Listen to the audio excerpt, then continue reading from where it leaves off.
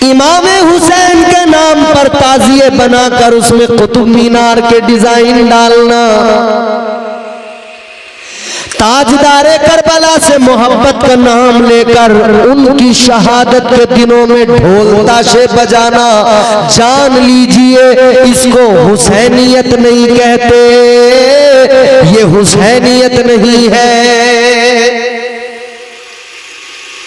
इमाम हुसैन की शहादत पर ढोल बजाना कोई हुसैनियत है?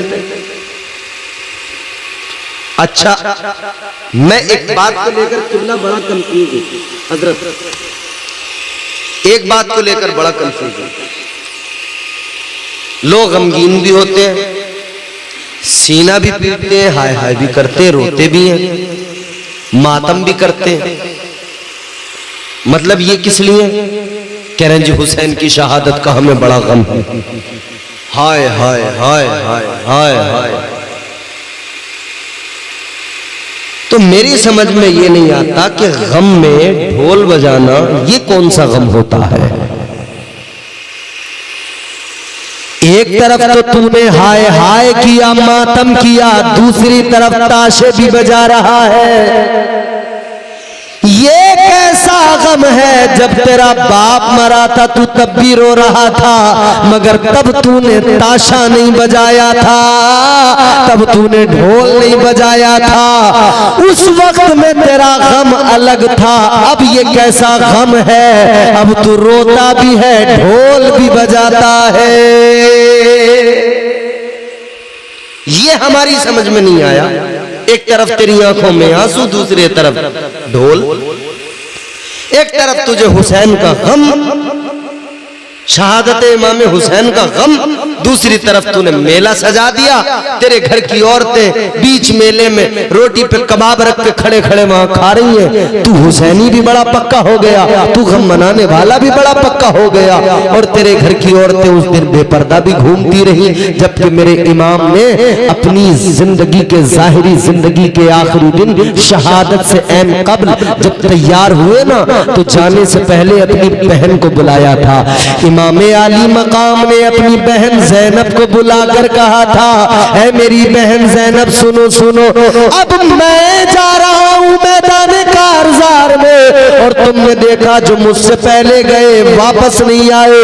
मेरी बहन मैं भी जाऊंगा, जामे शहादत नोश कर लूंगा, मगर एक बात गांठ बांध लेना, याद रखना भाई की। फरमाते हैं अभी बहुत कुछ होना बाकी है, अभी खेमों को जलाया जाएगा, मेरी शहादत के बाद में तुम्हें कैदी बनाया जाएगा, खेमों को जलाया जाएगा, मगर मेरी बहन याद रखना, किसी भी हाल में पर्दे का दामन न छोड़ना, किसी भी हालत में बेपर्दगी न होने पाए, पर्दे का ख्याल रखना। कल हुसैन की बहन ने पर्दे का इतना ख्याल किया, अल्लाह अल्लाह हुसैन की बात पर अमल किया, आज बड़ा हुसैनी बंदा भी है और औरतें भी बेपर्दा घूम रही हैं। औरतें भी बेपर्दा घूम रही हैं। हुसैनी भी हमसे बड़ा कोई नहीं, हुसैनी भी हम सबसे तगड़े।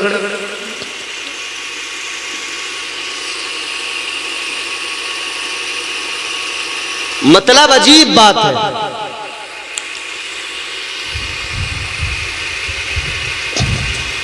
दुपट्टे ना दुपट्टे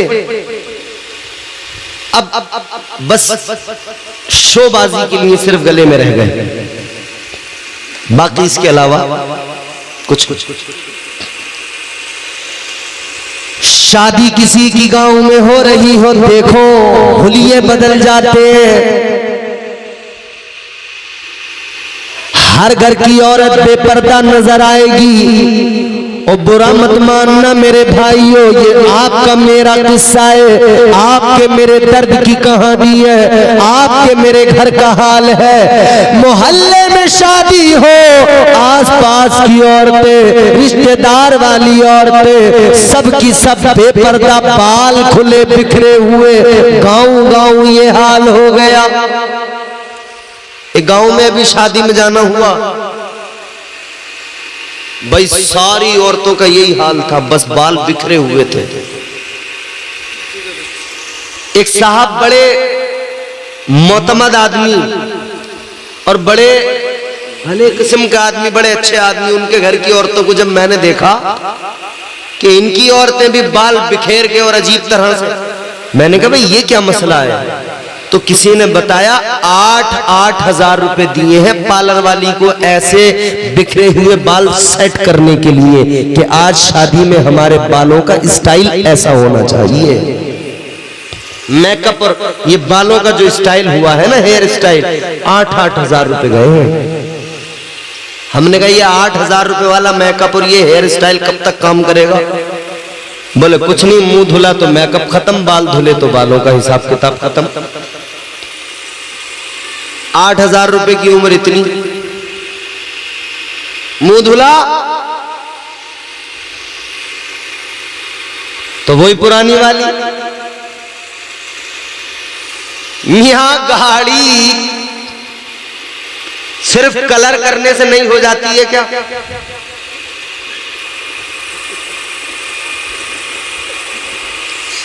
भाई सिर्फ डेंटिंग पेंटिंग से काम नहीं बनता, अंदर से भी उसमें कुछ होना चाहिए। तो डेंटिंग पेंटिंग चाहे जितनी कर लो, अंदर किरदार की दौलत होना चाहिए। अगर वो नहीं, सब बेकार। अंदर से किरदार की दौलत अगर चली गई, खत्म। इस मेकअप नाम की बला ने हालात बदल दिए मियां। कई बार मोहल्ले के बुजुर्ग जो है ना, वो शादी ब्याह के मौके पे देख के हैरान हो जाते हैं, ये कौन गई, पहचान ही नहीं होती, पूरा चेहरा बदल जाता है। देख के कह रहे हैं ये कौन है, लल्ला ये किसकी है? तो बताया ये भूरा की है। ये किसकी गई? पूरा हुलिया बदल गया। ओ मेरे भाइयों, ओ खुदा के लिए ख्याल तो करो। मदीने वाले आका का फरमान है, इमामुल अंबिया ने फरमाया, जिसके घर की औरतें बेपर्दा घूमती हो वो शख्स दयूस है, दयूस। आका फरमाते हैं दयूस को जन्नत तो बड़ी चीज है, जन्नत की खुशबू भी नहीं मिलेगी। याद रखो, इमाम हुसैन ने अपनी बहन को आखिरी वक्त में वसीयत की, बहन पर्दे का ख्याल रखना। आज हर हुसैनी सोचे क्या मेरे घर में पर्दा है? ताजदारे करबला इमाम हुसैन ने मैदान कारजार में यजीदियों के दरमियान, तलवारों के दरमियान, बर्छियों भालों के दरमियान, नेज़ों के दरमियान ताजदारे करबला ने अपनी जिंदगी का आखिरी सजदा किया। सजदे में जामे शहादत नोश किया और दुनिया को बता दिया है मेरे नाना जान के उम्मतियों, सुनो सजदे की अहमियत ये है, हर हाल में सजदों से मोहब्बत करना। जान लो हुसैन ने सजदे में सर कटाकर दुनिया को सजदों की अहमियत बताई, मगर आज का हुसैनी अपने आप को हुसैनी तो कहता है, मगर सजदों से उसका कोई लेना देना नहीं है। जुम्मा 8 दिन वीकली नमाजी, वो भी 2 रकत वाला, 1 वीक 2 रकात। जल्दी गए, वो भी कब? इमाम साहब तकरीर कर रहे हैं, आखिरी टाइम हो गया, इमाम साहब को देखते देखते लोग अभी आए नहीं, खुतबे का टाइम हो गया, तब पीछे से लोग भागे भागे आ रहे हैं। इधर खुतबा हुआ, इधर इन्होंने आके अपने जगह तलाश की, जमात खड़ी हुई, अल्लाह अकबर, पीछे से इन्होंने नियत की, जल्दी 2 रकात इमाम साहब के पीछे पड़ी और बस दुआ कुछ ने की, कुछ ने नहीं की और फौरन मस्जिद से बाहर। कुछ नमाजी 8 दिन वाले, वीकली नमाजी, अच्छा उनसे पहले वाली कैटेगरी है डग्गा मारी की नमाज है। जैसे डग्गा मारी वाली गाड़ियां नहीं चलती हैं,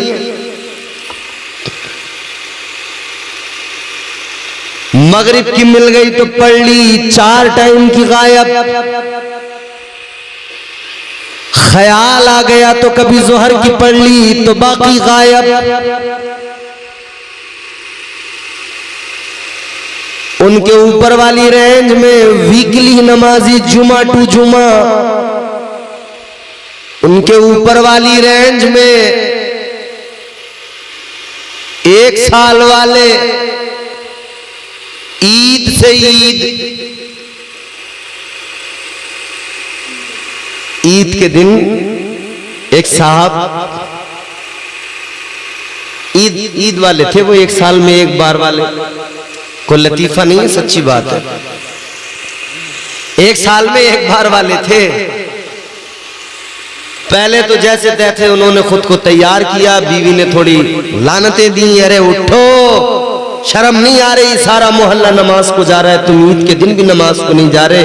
थोड़ी सी गैरत जागी, उठे, जैसे तैसे नहाए, गुस्ल किया, तैयार हुए, कपड़े पहने, कपड़े पहन के टोपी वोपी जब तक लगाई तब तक पता लगा कि नमाज तो हो चुकी।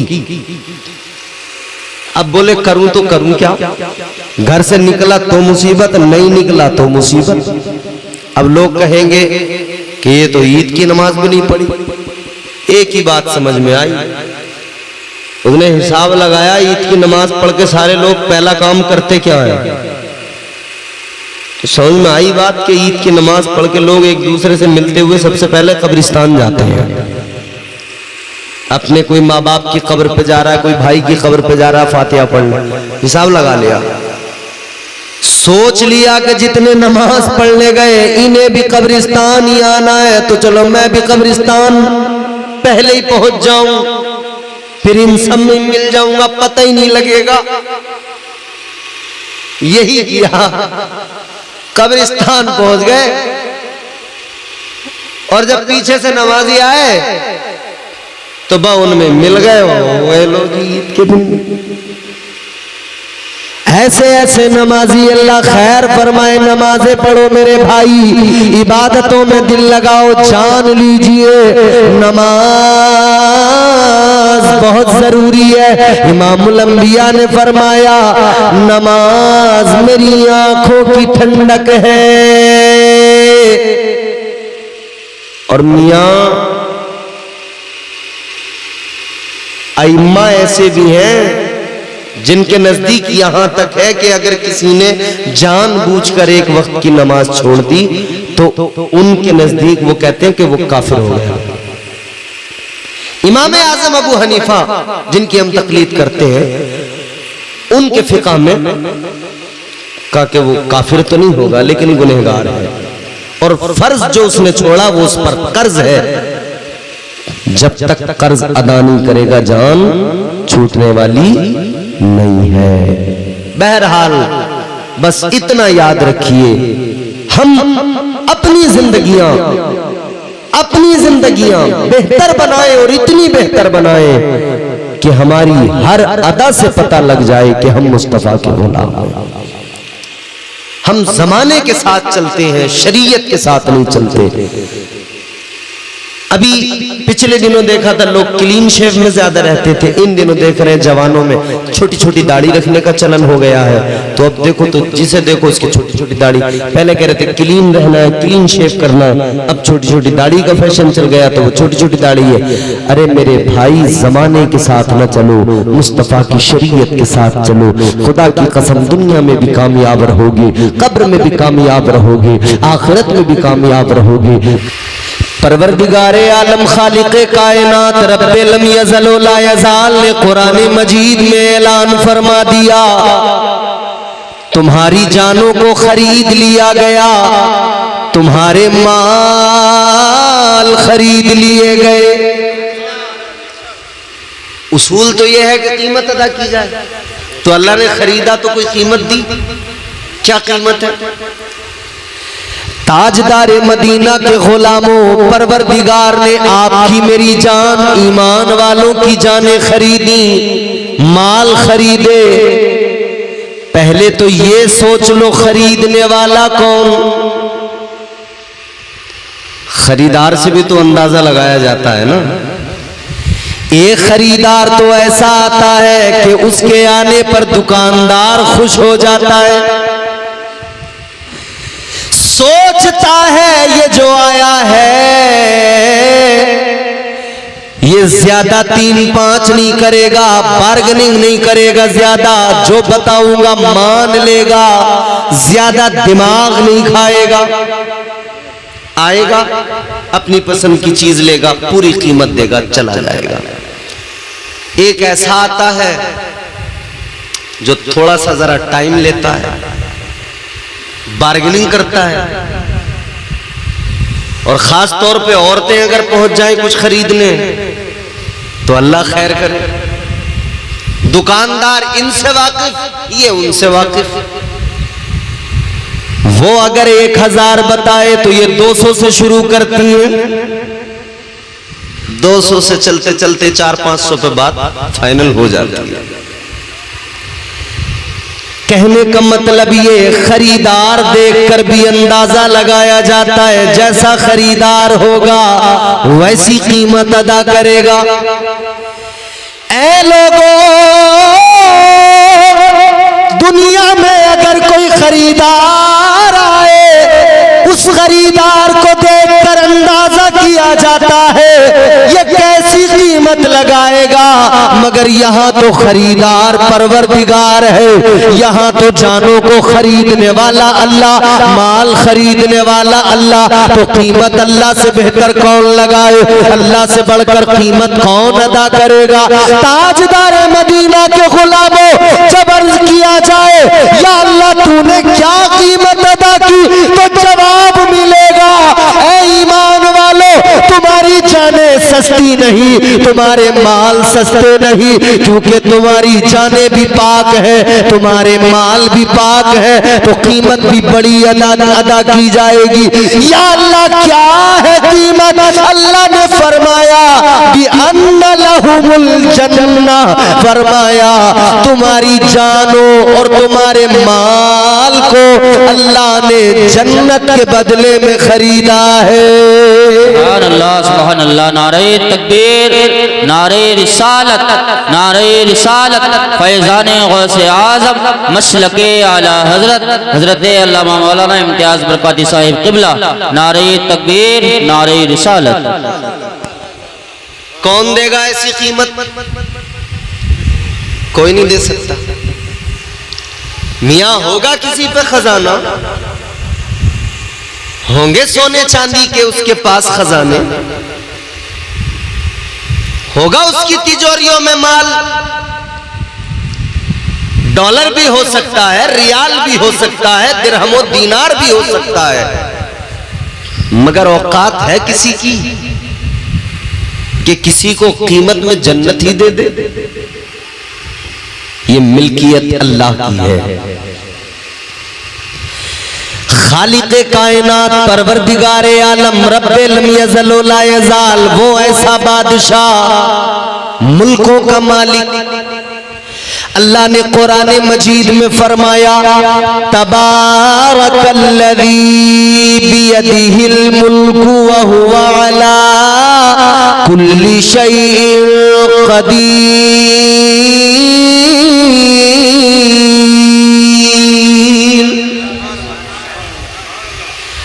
अल्लाह ताला ने कुरान मजीद में ऐलान कर दिया, कुरान कहता है बड़ी बरकत वाली जात है परवरदिगार की, वही मुल्कों का मालिक है, सारे खजाने उसी के, बादशाहत उसी की।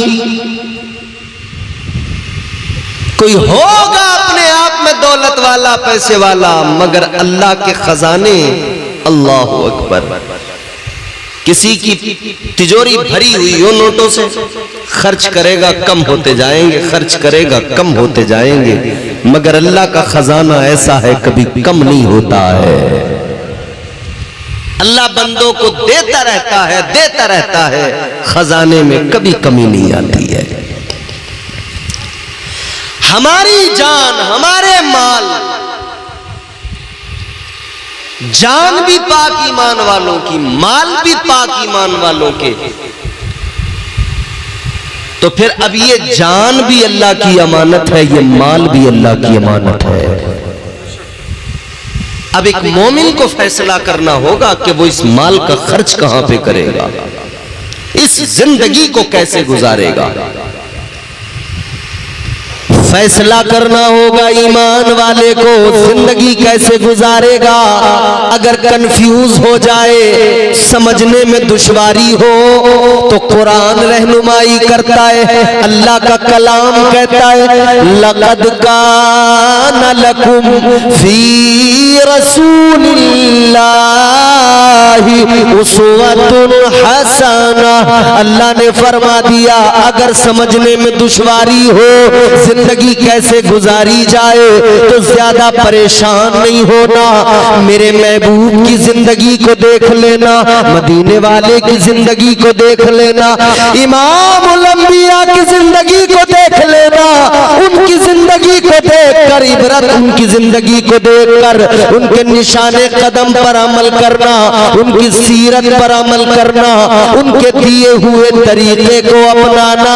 अगर उनके तरीकों पर जिंदगी गुजारोगे, इधर भी कामयाब हो जाओगे, कब्र में भी कामयाब हो जाओगे, हश्र में भी अल्लाह ताला जन्नत अता फरमाएगा। तो तरीका वही जो हुजूर ने अता किया, उसके अलावा कोई तरीका नहीं। हुजूर का अता किया हुआ तरीका सबसे बेहतर है। अच्छा, आप अगर कंपेयर करना चाहें कभी, आप दुनिया में बहुत सारे लोग ऐसे हुए जिनसे लोग मुतासिर हो जाते हैं, बड़ी तादाद में लोग मुतासिर हो जाते हैं। बहुत सारे लोग हैं ऐसे दुनिया में। कई ऐसे साइंसदान गुजरे जिनसे लोग बड़े मुतासिर थे, फॉलोइंग थी उनकी, फैन फॉलोइंग। अलग अलग फील्ड में अलग अलग तरह के लोग होते हैं, उनसे लोग बड़े मुतासिर हो जाते हैं। हजारों में लाखों में उनके फॉलोअर्स होते हैं, उनको पसंद करते हैं। कई बार लोग अदाकारों से मुतासिर हो जाते हैं। कोई एक्टर पसंद आ गया, उससे मुतासिर हो गए। कोई एक्ट्रेस पसंद आ गई, उससे मुतासिर हो गए।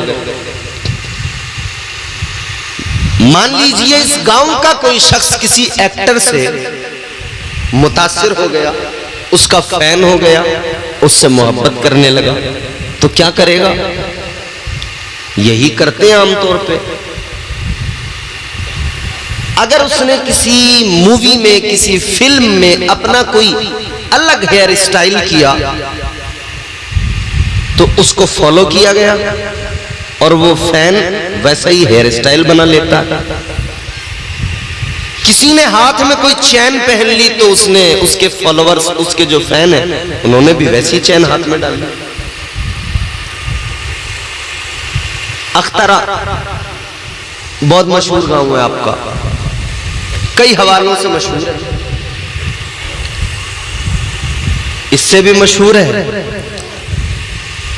और माशाअल्लाह वैसे भी मशहूर है। वो तो पुरानी बातें हो गई, खैर होता था, कभी जमाना था।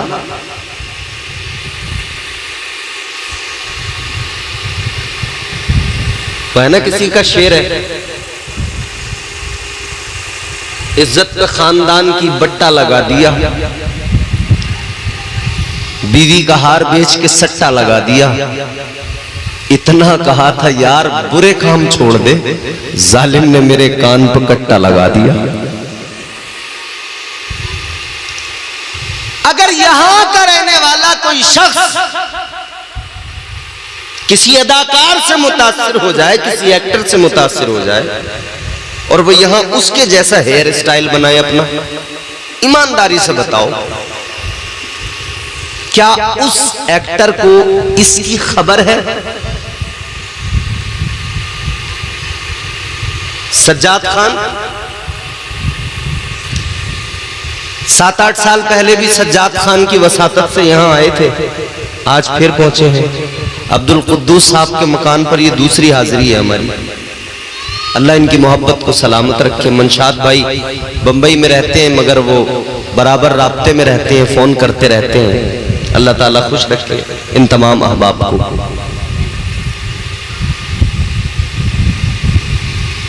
इस गांव के रहने वाले किसी शख्स ने अगर किसी अदाकार के तरीके को फॉलो किया, उसके तरीकों को अपनाया, उसके जैसा हेयर स्टाइल, उसके जैसा कपड़ा, उसके जैसा रहन सहन अगर उसने अपना बना लिया, इख्तियार कर लिया, उसको पता नहीं लगता है। वो तो इस गांव का शायद नाम भी ना जानता हो, वो तो उसको पहचानता भी ना हो, उसके बारे में कभी सुना भी ना हो। तू किसके पीछे भाग रहा है, किससे मुतासिर हुआ है, किसके पीछे अपनी जिंदगी लगा रहा है जो तुझे जानता नहीं, पहचानता नहीं, तेरे नाम से वाकिफ नहीं। तू उस जैसे बाल रखता है, वो तुझे जानता नहीं। तू उस जैसे कपड़े पहनता है, वो तेरा नाम नहीं जानता, वो तेरे गांव का नाम नहीं जानता। आ मैं तुझे उस बारगाह में पहुंचा दूं। तू रहता यहाँ है मगर मदीने वाले को तेरी खबर है। तू रहता यहाँ है मगर इमामुल अंबिया को तेरे पूरे खानदान की खबर है।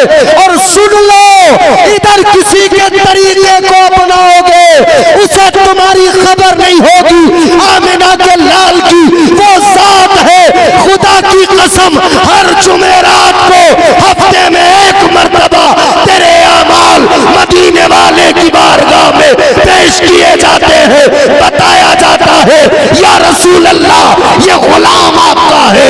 आका ये आप पे दुरूद पढ़ता है। आका ये आपकी नाते सुनता है।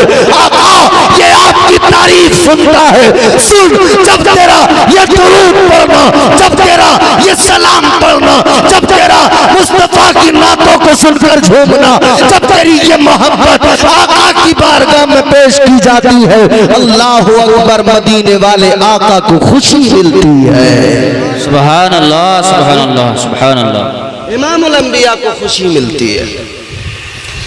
नहीं पहचानता तुझे कोई यहाँ। एक सर थे, बड़े मशहूर थे क्या हैं? मीडिया ने उन्हें अपने सर पे बिठाया और साहब गली गली घुमाया। आप सब समझदार लोग हैं, बहुत जल्दी समझेंगे सब बातें। कुछ दिन तक तो नाम लोग पूछते रहे, नाम क्या है, नाम क्या है, बताया ही नहीं गया नाम क्या है। मीडिया, हमारा मीडिया दज्जाली मीडिया कहता था नाम से क्या करना है, काम देखिए ना। उनसे भी मास्टर साहब से जब जब पूछा गया नाम, उन्होंने कहा नाम का क्या कीजिएगा, नहीं बताया।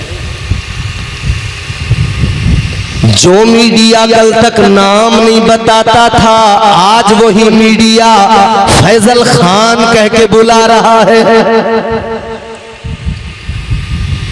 वजह, कल बड़ी इज्जत थी, बड़े सलाम किए जा रहे थे। मीडिया अपने प्लेटफॉर्म्स पर उनको जो है बुला रहा था, खूब आवभगत थी। एक बात याद रखना, ये जिसका ताबूत उठाते हैं, आखिरी कील भी ताबूत में यही ठोंकते हैं। जब तक इनका काम निकलता हो, अपना उल्लू सीधा होता हो, तब तक तो सर पे उठाएंगे, वाह वाह करेंगे। मगर जब ये महसूस होने लगे कि ये हमारे लिए अब दुश्वारियों का बाइस बन गया है, तो फिर ताबूत में आखिरी कील ठोक दी जाती है। ऐ लोगों, याद रखो, हम दुनिया के लोगों से ताल्लुकात बनाने में बड़े खुश होते हैं। बड़े लोगों से ताल्लुकात बन जाए, पॉलिटिशियंस लोगों से ताल्लुकात बन जाए, नेताओं से, मिनिस्टर से हमारे ताल्लुकात हो। एक फोटो खिंचवा लिया, दुनिया को दिखा रहे हैं, देखो ना हम फला नेता को जानते हैं, हम तो फला नेता से मिलके आए हैं, हम अखिलेश यादव से मिलके आए हैं, कोई कहता है मायावती से मिलके आए हैं। सब अपनी अपनी तस्वीरें दिखाते हैं, फेसबुक पे स्टेटस लगाते हैं, व्हाट्सएप पे स्टेटस लगाते हैं, फख्र महसूस करते हैं। मगर मेरे प्यारो, जानते नहीं हो, लोग इधर कोई भी कितना भी मशहूर हो, कितना भी फेमस हो जाए, कितने भी उसके ताल्लुकात हो जाए, कितने भी बड़े लोगों से मामलात हो जाए, एक दिन ऐसा आता जरूर है उसे धुतकार दिया जाता है। ये दुनिया उसे ठोकर मारती है, पहले इज्जत तो देते हैं मगर बाद में जलील कर दिया करते हैं, बाद में ठोकरों पे फेंक दिया करते हैं। मगर ये तो दुनिया का उसूल है, ये तो दुनिया वालों का दस्तूर है, ये तो दुनिया वालों का तरीका है। ऐ लोगों मैं बस इतना कहना चाहता हूँ, अगर दुनिया वालों से मोहब्बत करोगे यही अंजाम होगा, अगर दुनियादार से मोहब्बत की तो यही हाल होगा। आ मेरे प्यारे, दुनिया की मोहब्बत को जरा दिल से निकाल दे और दिल में मदीने वाले की मोहब्बत को डाल ले, खुदा की कसम सारी मोहब्बतें दम तोड़ जाएंगी। आमना के लाल का प्यार कभी साथ नहीं छोड़ेगा, सारी मोहब्बतें साथ छोड़ देगी, सारी मोहब्बतों का दम टूट जाएगा। मदीने वाले का प्यार यहाँ भी साथ देगा और वहां भी काम आएगा।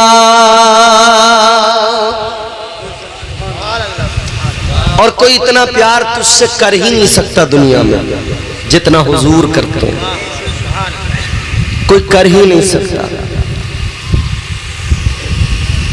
आजकल एक फैशन बन गया है रात को 12-12 बजे तक जागने का, बाहर इधर उधर बैठने का। जवान लड़के चौकड़ियां लगा के बैठ जाते हैं शहरों में, और वो गांव वो कस्बे जो रोड के किनारे होते हैं, हाईवेज के किनारे होते हैं, वहां पे कोई इस ढाबे पे जाके चाय पीने में मसरूफ है, कोई उस ढाबे पे जाके चाय पीने में मसरूफ है। वो एक हैबिट बन गई है, रोज का काम हो गया। एक दूसरे को फोन करते, कहां है? ढाबे पे मिला रहा हूं। वो उठा चलने लगा, घर से निकला, अब्बा बोले कहां जा रहा है? अब्बा भी आ रहा हूं। जवाब इतने ही, अभी आ रहा हूं। अरे जा कहां रहा है? कि बस यहीं जा रहा हूं, अभी आ रहा हूं। चला गया, जाकर बैठ गया, दोस्तों की महफिल लग गई। 12 बजे अब्बा ने फोन लगा दिया, बेटा आया नहीं, कहां है? बोला आ रहा हूं। ये नहीं बताएगा कहां हूं, बस आ रहा हूं, अभी आ रहा हूं। 1 घंटा गुजर गया, आ रहा हूं। 2-2, 3-3 घंटे बैठकर चाय पीते रहे, इधर उधर की बातें करते रहे।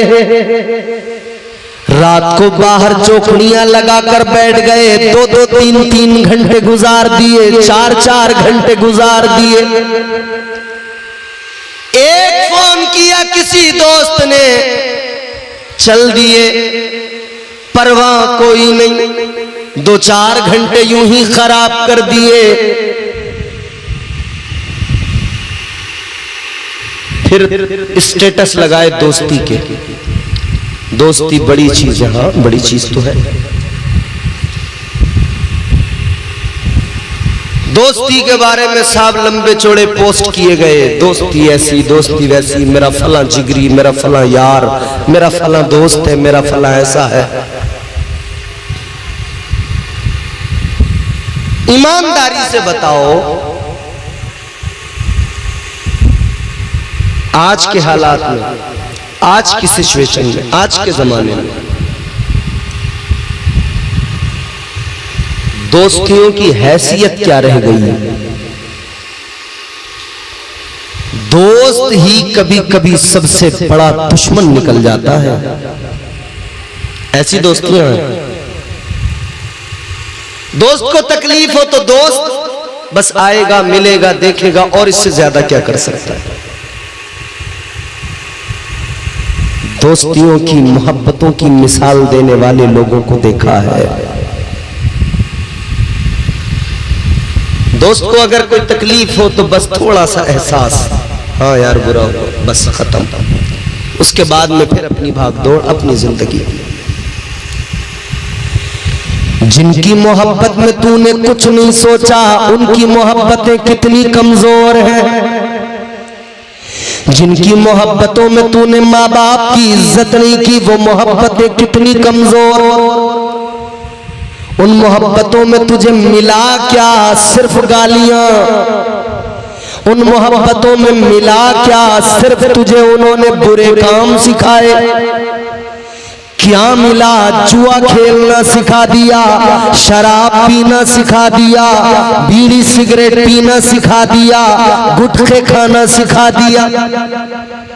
यही तो दिया दोस्तियों ने। भाई आजकल की दोस्तियां यही तो दे रही हैं, इसके अलावा क्या?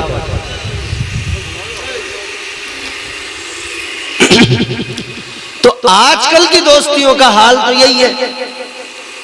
एक सिगरेट पीने वाला दोस्त तो दूसरे को ऑटोमेटिक सिखा देगा, अरे पी, कुछ नहीं होता। गुटखा खाने वाला, अरे 2 दाने डाल के तो देख, बड़ी अच्छी खुशबू है, इसका नाम रजनीगंधा है, 25 रुपए का एक आता है। यही तो हो रहा है ना। मगर मेरे प्यारों, जिन दोस्तियों की मिसाल देते हो, जिन दोस्तों के साथ तस्वीरें शेयर करते हो, क्या मिला उन मोहब्बतों से? कुछ नहीं मिला। तू दुनिया की मोहब्बत में इतना खो गया, तुझे दोस्त की मोहब्बत तो याद रही, तुझे ताल्लुकात की मोहब्बत याद रही, सारे जमाने की मोहब्बतें याद रही, मगर मेरे प्यारे इन मोहब्बतों से मिला क्या? कुछ नहीं मिला। आ मैं तुझे मोहब्बत का मफहूम बताता हूँ। आओ मोहब्बत को जरा समझने की कोशिश करो।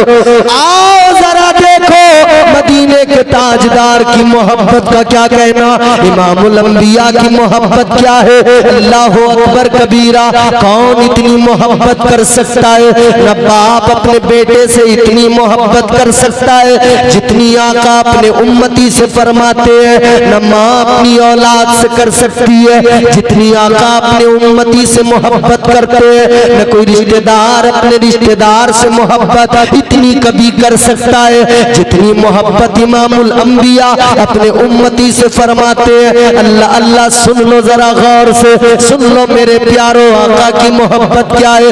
इधर तुझे ठोकर लगती है, तकलीफ मदीने वाले मुस्तफा को होती है। लाओ इस मोहब्बत की मिसाल तो पेश करो। तेरे गम में आका ने रो रो कर रातें गुजार दी, तेरे मेरे गम में आका ने रो रो कर दिन गुजार दिए। आओ जरा देखो मोहब्बत क्या होती है।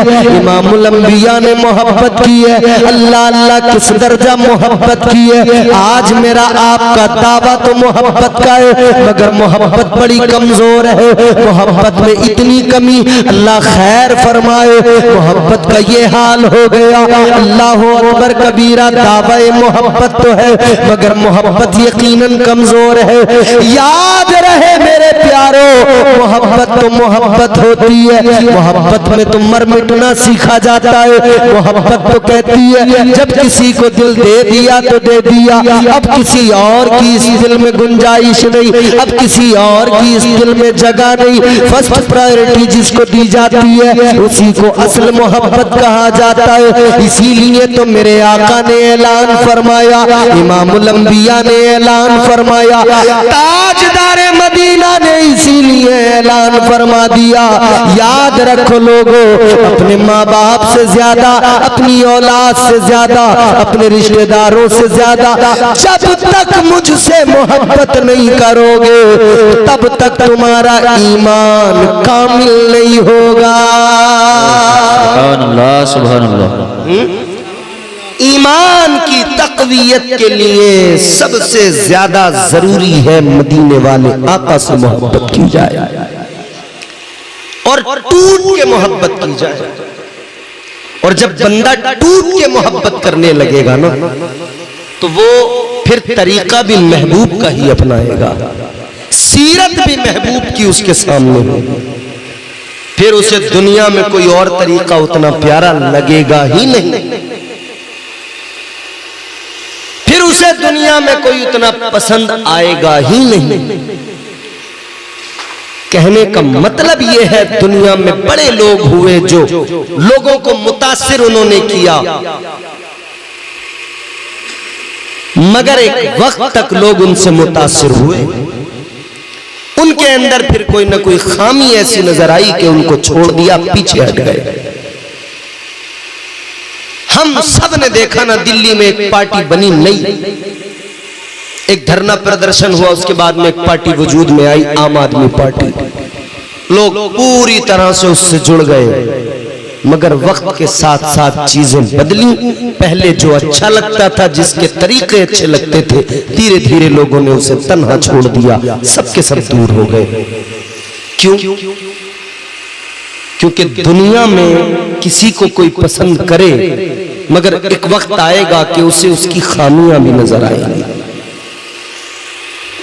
और होती है इंसानों में खामियां।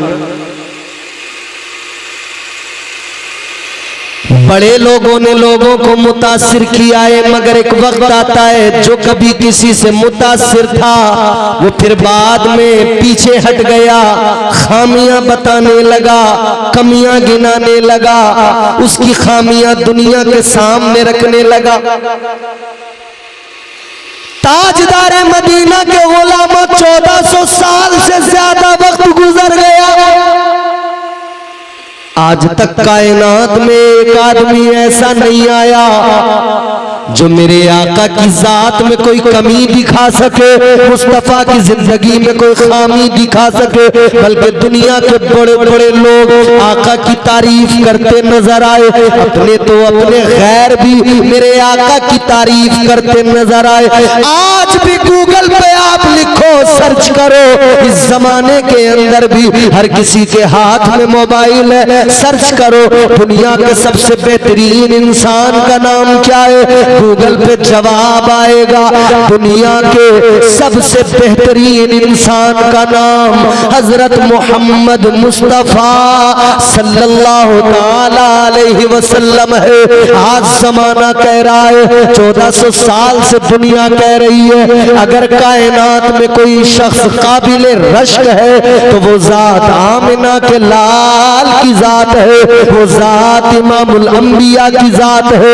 उनका दिया हर तरीका लाजवाब, उनका दिया हुआ हर तरीका लाजवाब, उनकी हर अदा लाजवाब, उनका हर अंदाज लाजवाब। अल्लाह अल्लाह वो इतने लाजवाब, इतने लाजवाब कि कहने वाले ने कहा उनके जैसा कोई कौनैन में आया ही नहीं, उनके जैसा कोई कौनैन में आया ही नहीं, आता भी कैसे जब अल्लाह ने बनाया ही नहीं। सुभान अल्लाह, सुभान अल्लाह। कोई नहीं पूरी दुनिया में ऐसे।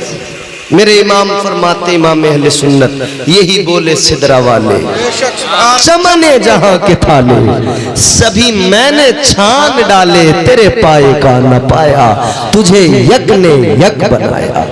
सुभान अल्लाह। वो बनाने वाला एक है, वो लाजवाब है। उसने एक को जो बनाया तो इतना लाजवाब बनाया कि उस जैसा किसी को नहीं बनाया। सुभान अल्लाह। उसी पैगंबर के दिए हुए तरीके हैं जिन पे हम अमल करते हैं। फरमाया बच्चा पैदा हो तो माँ बाप को चाहिए अकीका करें, हुजूर करते, शरीयत हुजूर की, दीन हुजूर का उम्मत को दिया, कोई खामी नहीं, कोई कमी नहीं। दीन इस्लाम दीन फितरत, नमाज अफजलुल इबादत, ऐसी इबादत आज दुनिया के बड़े बड़े डॉक्टर कह रहे हैं कि योगा करो, और पोजीशन कौन सी बता रहे हैं? कह रहे योगा में वो पोजीशन जो हमारे यहाँ सजदे की पोजीशन होती है ना, कह रहे ये पोजीशन वाला योगा करो। और फिर नाम लेके कह रहे हैं मुसलमान जैसे सजदा करते हैं वैसी पोजीशन में योगा करो। का मतलब क्या होगा इससे? कैसे होगा ये कि ब्लड सर्कुलेशन, आदमी सीधा खड़ा होता है तो ब्लड पूरी रगों में गर्दिश कर रहा है, खून, लेकिन जब खून ऊपर जाता है, ऊपर कोई भी चीज चढ़े, प्रेशर चाहिए, प्रेशर डाउन होगा, तो वो स्पीड डाउन हो जाएगी। सर में पहुंचते पहुंचते प्रेशर डाउन हो जाता है, तो जो सर के अंदर बारीक नसें हैं वहां तक खून पहुंच नहीं पाता ठीक तरह से। किसी को हेयर फॉल की प्रॉब्लम, किसी को कोई प्रॉब्लम, किसी को कोई प्रॉब्लम, डॉक्टर्स मशवरा दे रहे हैं। आप किसी से भी पूछे, कह रहे जी वो पोजीशन जरूर अपनाओ जो सजदे वाली होती है। क्या होगा? दिमाग में खून पहुंचेगा, दिमाग तेजी से काम करेगा, ब्लड सर्कुलेशन ठीक होगा, दिमागी बीमारियां दूर होंगी, ब्रेन हेमरेज वगैरह नहीं होगा। उसके अलावा बहुत सारी चीजें हैं, आसानियां ही आसानियां। ये दीन फितरत है इस्लाम, आप अपनाओ तो सही।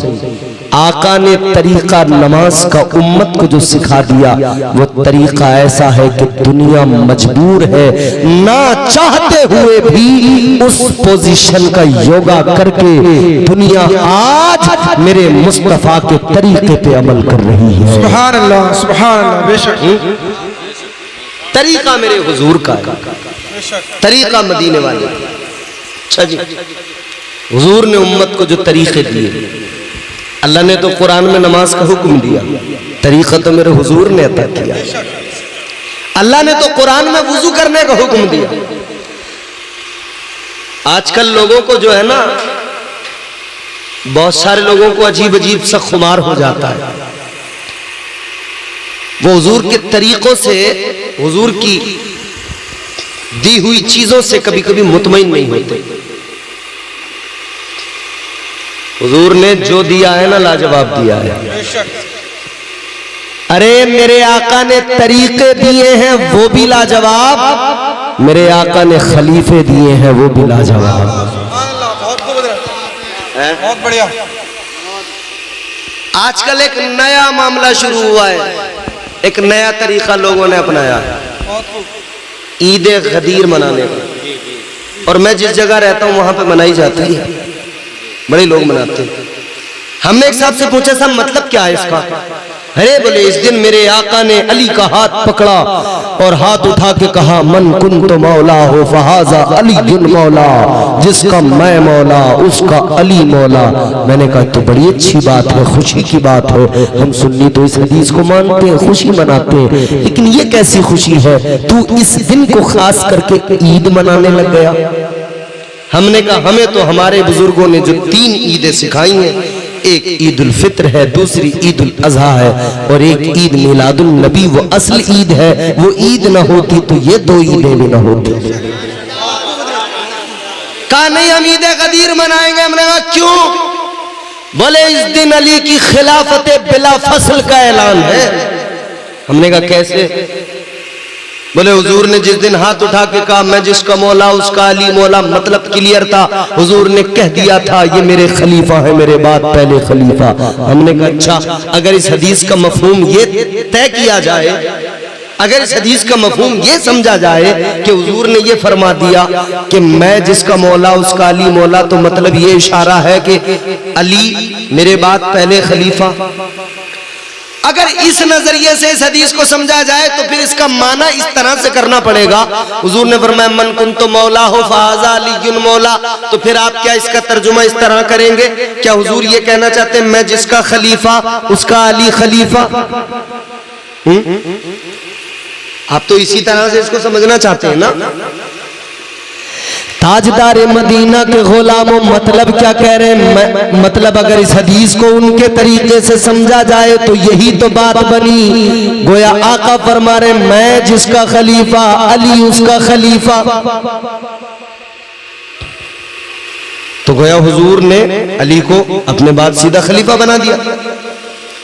तो मुझे ईमानदारी से बताइए, अली तो हुजूर के खलीफा, ठीक है, बात समझ रहे हैं आप मेरी? मौला अली किसके खलीफा? बोलो बोलो किसके? मौला अली हुजूर के खलीफा। तो मुझे बस इतना बता दो, हुजूर किसके खलीफा? हुजूर किसके खलीफा? अबे खलीफा तो मेरे हुजूर के हैं।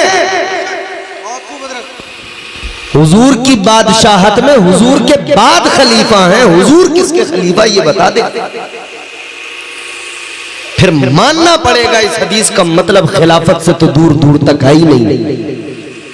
तो जब खिलाफत से नहीं सिर्फ अफजलियत की बात करने लगे हो तो फिर अफजलियत में भी मेरे हुजूर ने तरतीब दी है।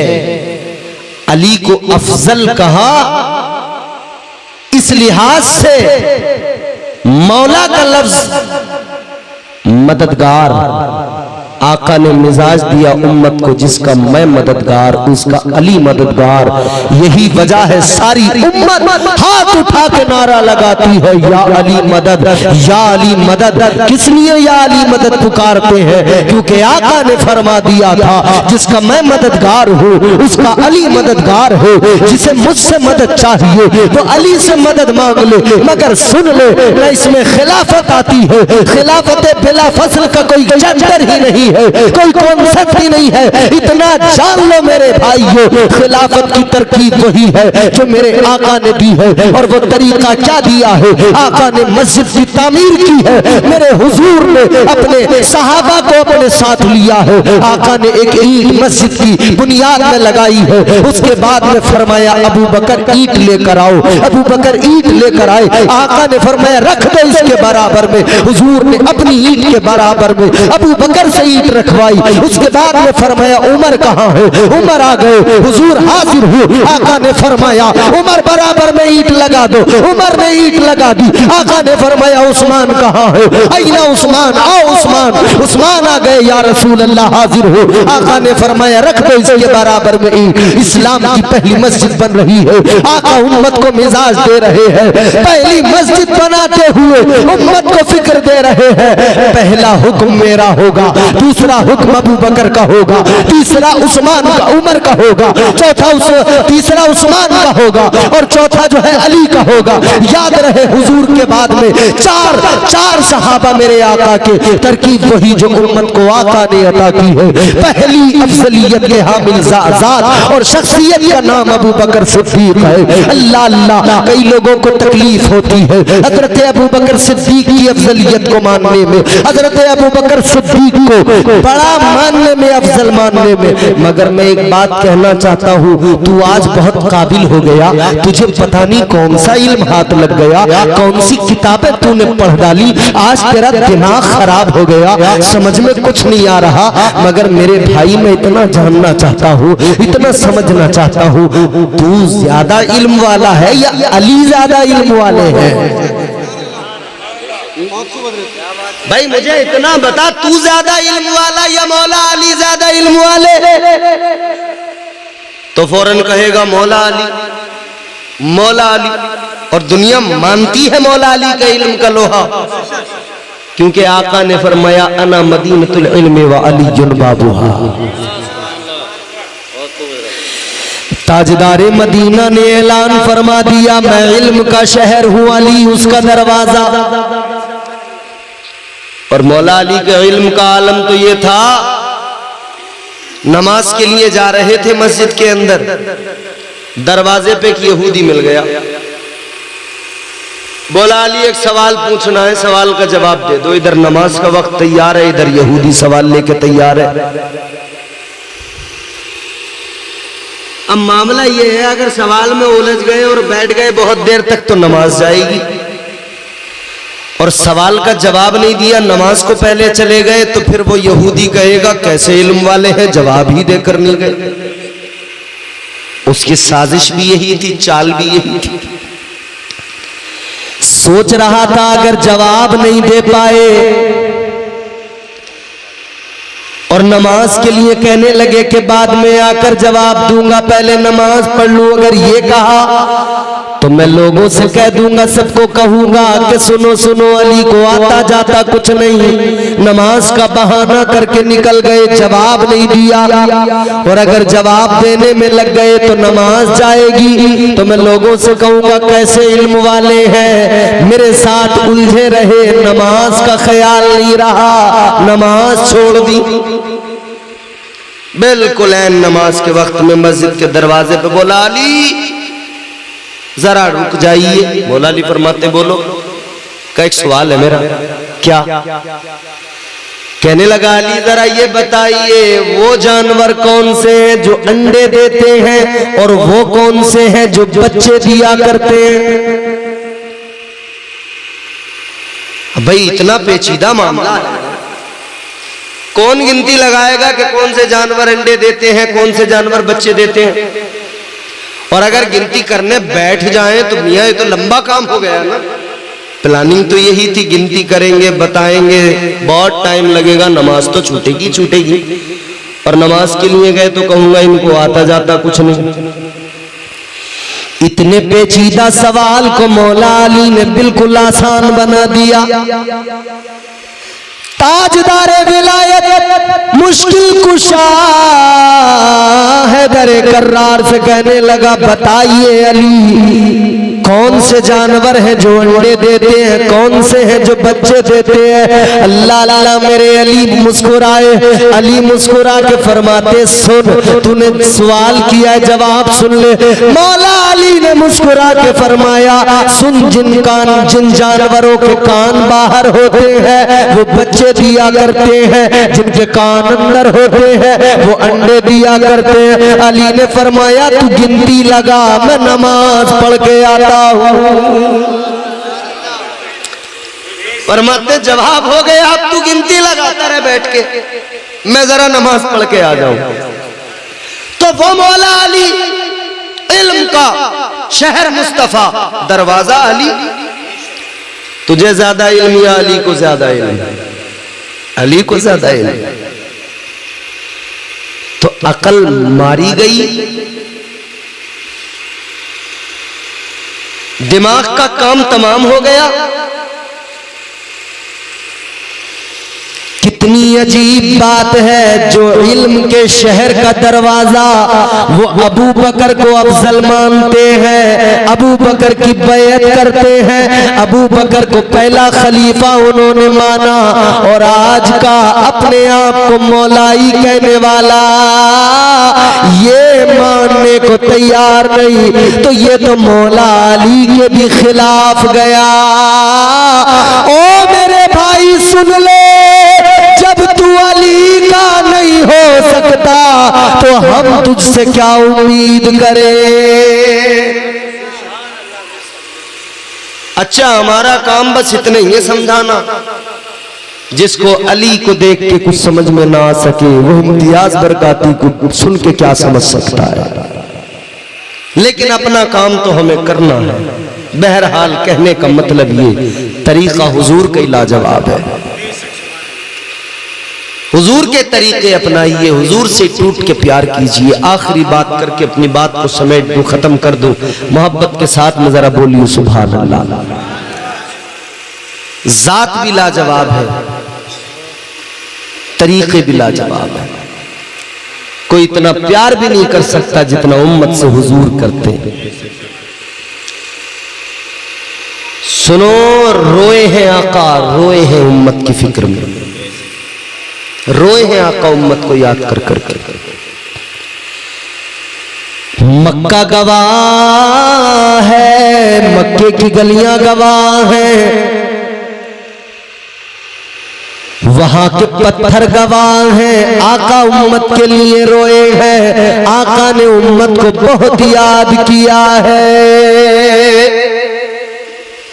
आज अब्दुल कुद्दूस भाई ने ये जलसा सजाया, आका के जिक्र की महफिल सजाई। खुदा की कसम मुबारकबाद के मुस्तहिक है, ये हक अदा किया जा रहा है। आप सुनने आए हैं, आप भी हक अदा कर रहे हैं, इसीलिए कि हम जानते हैं आका ने हमें सारी जिंदगी याद किया है। हम भी सब सारी जिंदगी रहते दम तक, अपनी आखिरी सांस तक अपने आका को याद करते रहेंगे। मदीने के पत्थर गवाह हैं, मदीने की वादियां गवाह हैं। हुजूर ने उम्मत के लिए बड़े आंसू बहाए। कौन रोता है किसी के लिए, कौन आंसू बहाता है किसी के लिए? जनाबे वाला आका ने आंसू बहाए, कितने आंसू बहाए। सजदे में मेरे आका ने अपने सरे मुबारक को झुका दिया, सजदे में सरे मुबारक रख दिया। इमामुल अंबिया को उम्मत याद आ गई, आका की आंखों में आंसू आ गए, गुनहगार याद आए, आका रोने लगे, आका उम्मत को याद करके रोने लगे। अल्लाह ने मुझे 2 बार मौका दिया, मैं उस जगह को देख के आया, उन पत्थरों को चूम के आया। उन पत्थरों से आज भी खुदा की कसम ऐसी खुशबू आ रही है, ऐसी खुशबू आ रही है, यूं लगता है कि अभी यहां से मेरे आका का गुजर हुआ है। आज भी गारे सजदा की अल्हम्दुलिल्लाह अल्लाह ने तौफीक बख्शी, गुनहगार को जियारत की उस पत्थर के बोसे लिए जहां आका ने अपना सरे मुबारक रखा था सजदे में।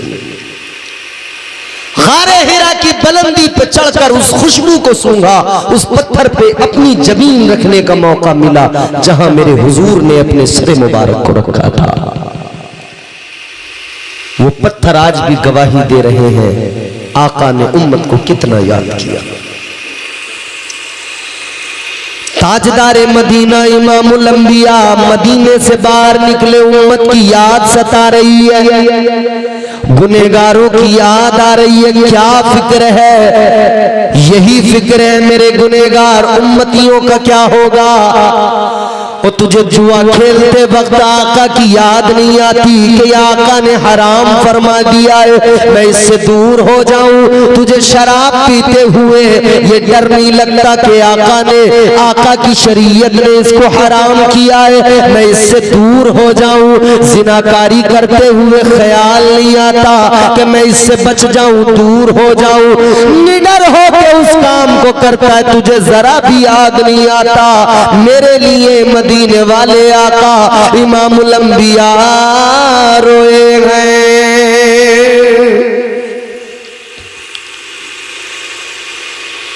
मदीने से बाहर निकले मेरे आका, गार के अंदर गए। आज भी वो गार मदीने में मौजूद है, गारे सजदा के नाम से आज भी मौजूद है। ताजदारे मदीना ने सरे मुबारक को सजदे में रख दिया। गुनहगार याद आए, आका की आंखों में आंसू। हुजूर रो के अर्ज करते, रब्बे हबली उम्मती, रब्बे हबली उम्मती। कौन किसी को इतना याद कर सकता है? ताजदारे मदीना याद करके रो रहे हैं। 2-4 मिनट नहीं, 10-20 मिनट नहीं, घंटा 2 घंटा नहीं, सारा दिन गुजर गया उसी गार के अंदर सजदे में आका रोते रहे। इधर मदीने में मेरे आका के सहाबा बेचैन व बेकरार, आका नजर नहीं आ रहे। कहां है हुजूर, तलाश कर रहे हैं। जिनका गुजारा नहीं होता था हुजूर की जियारत के बिना, वो तड़प रहे हैं हुजूर कहां है। एक दूसरे से पूछ रहे हैं आका कहां है। इमामुल अंबिया के गुलामों जरा सोचो, एक दिन आका वहीं पे रोते रहे, रात आ गई, रात भर आका वहीं सजदे में उम्मत के लिए रोते रहे। फिर अगला दिन आ गया दूसरा, आका पूरा दिन फिर रोते रहे। दूसरा दिन भी रोते रोते गुजर गया। तीसरा दिन आ गया, आका फिर भी सजदे में सर झुकाए, बगैर कुछ खाए पिए रोते रहे, उम्मत को याद करते रहे। रब्बे हबली उम्मती, रब्बे हबली उम्मती की जबान पर सदाएं आका उम्मत को याद करके आंसू बहा रहे हैं। ताजदारे मदीना के गुलामों, मोहब्बती से कहा जाता है ये आका की उम्मती से मोहब्बत है, ये आका की हर उम्मती से मोहब्बत है, सारी उम्मत से मोहब्बत का ये आलम है। उधर सहाबा परेशान, बेचैनो बेकरार, सहाबा दीवानावार तलाश कर रहे हैं, रो रहे हैं, आका नहीं मिल रहे, किधर चले गए आका। अल्लाह अल्लाह।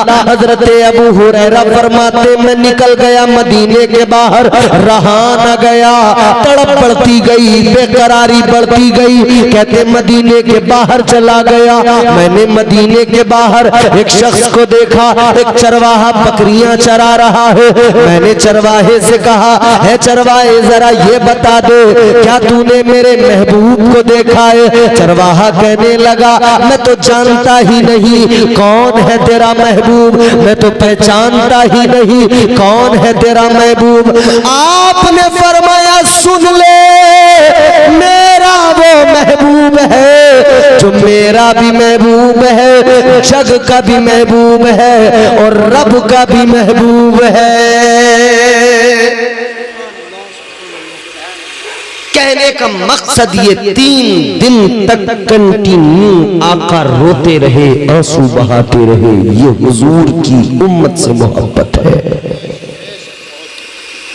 अब उम्मती अपना मुशाहिदा करे, अपने गिरेबान में झांक कर देखे, मैं आका से कितनी मोहब्बत करता हूं, मैं आका को कितना याद करता हूं। शादी आ गई हमारे यहाँ तो हमने नाच गाना तो बहुत किया, मगर अल्लाह अल्लाह नहीं किया, अल्लाह और रसूल का जिक्र नहीं किया। भूल गए इस्लाम, भूल गए शरीयत। फिर तो बस जी 3 दिन पहले से गीत, हल्दी का प्रोग्राम, उसमें डांस, तमाम लड़कों का आलम, अल्लाह खैर करे। अब तो हाल ये हो गया, जिसे देखो पीले कपड़ों में, जिसे देखो पीले कपड़ों में, सारा घर पीला हो गया। कहा क्या है? कहा आज हल्दी की रस्म है, हल्दी का फंक्शन है, तुझे हल्दी की रस्म भी याद रहती है, पीले कपड़े पहनना भी याद रहता है, मगर तुझे हुजूर के तरीके याद क्यों नहीं रहते, हुजूर की दी हुई शरीयत याद क्यों नहीं रहती। सुन, एक मुसलमान का तो बस इतना सा काम है, एक ईमान वाले की इतनी सी उसकी जिंदगी का आगाज और उसकी जिंदगी का इख्तिताम बस यही होना चाहिए, वो जिए भी मुस्तफा के लिए, वो मरे भी मुस्तफा के लिए। हर हाल में हुजूर के तरीकों को फॉलो करें, हर हाल में हुजूर के तरीकों को अपनाएं। दुनिया में आका के तरीकों से बेहतर तरीका कोई नहीं, मगर हम खुशियों में भूल जाते सब कुछ। इस्लाम खुशी मनाने से कभी रोकता ही नहीं। ये उलमा बैठे हैं, इनसे पूछ लेना, 40वें में याद आता है इमाम, शादी में तो भूल जाते हैं। और 40वें में बैठ के इंतजार करते हैं, इमाम साहब नहीं आए अभी। अरे जाओ बुला के लाओ इमाम साहब को। किसी ने कहा जी वो आ रहे हैं, पैदल आ रहे हैं। अरे बाइक लेके जा, जल्दी लेके आ। और शादी में इमाम बेचारा किसी को ढूंढता रहे, भैया मैं भी चलूंगा खाना खाने, किसी मुख्तदी का साथ पकड़ा, चल दिए। पहुंच गए तो वहां कोई टेबल पे बिठाने वाला नहीं, कोई खिलाने वाला नहीं, कोई नेताजी को लेके इधर जा रहा है, एक टेबल साफ करा के उन्हें बिठा रहा, कोई प्रधान को लेके चला, कोई किसी को लेके चला, कोई किसी की ध्यान। अब भूल गए मौलवी को एक तरफ। अब बेचारे इमाम साहब देख रहे हैं, फलाने भाई हम भी आए हैं।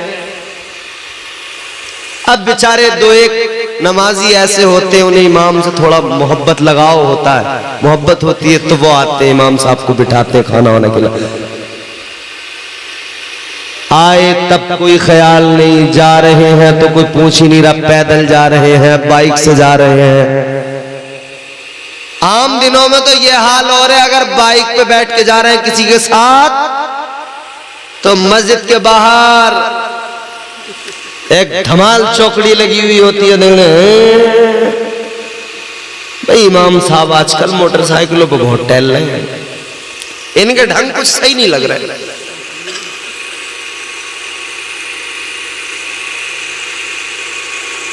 किसी के साथ अगर बाइक पे, अच्छा इसके साथ ज्यादा याराना हो गया है भाई। कोई बेचारा फिक्र कर ले कि लाओ इमाम साहब को जाना है बिसौली, मैं छोड़ दूं मोटरसाइकिल। 2-4 बार देख लिया तो बोले भाई इनसे ज्यादा याराना है इमाम साहब का। कहने का मतलब ये कि हमें खुशियों के मौके पर बस दुनिया और दुनियादारी याद रहती है। एक मिसाल बताओ मुझे, एक मिसाल। किसी के यहाँ शादी का मौका आया हो और उसने इमाम साहब से कहा हो कि इमाम साहब हमारे यहाँ शादी है, जरा एक कुरान खानी करवा दो।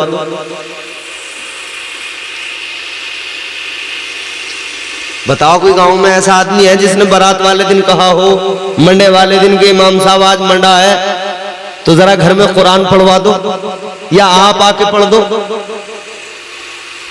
नहीं। जब से मंगनी हुई होती है तब से प्लानिंग चल रही होती है। सैदपुर से डीजे मंगाएंगे, किसी ने मंसूबा बना लिया बिसोली से मंगाएंगे, आ गया डीजे।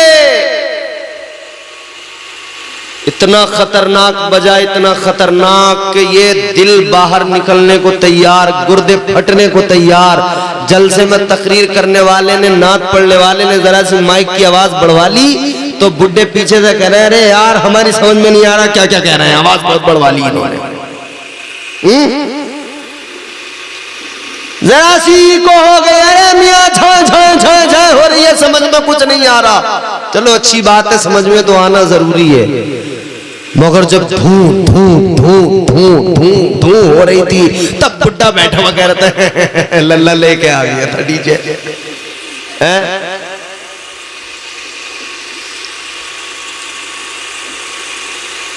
अरे इस्लाम खुशी मनाने से नहीं रोकता, इस्लाम तो कहता है खुशी मनाओ, मगर कैसे? जिस तरह खुशी मनाने का हुक्म तुम्हें इस्लाम ने दिया है उस तरीके से, जिस तरह जो तरीका मदीने वाले आका ने अता किया है।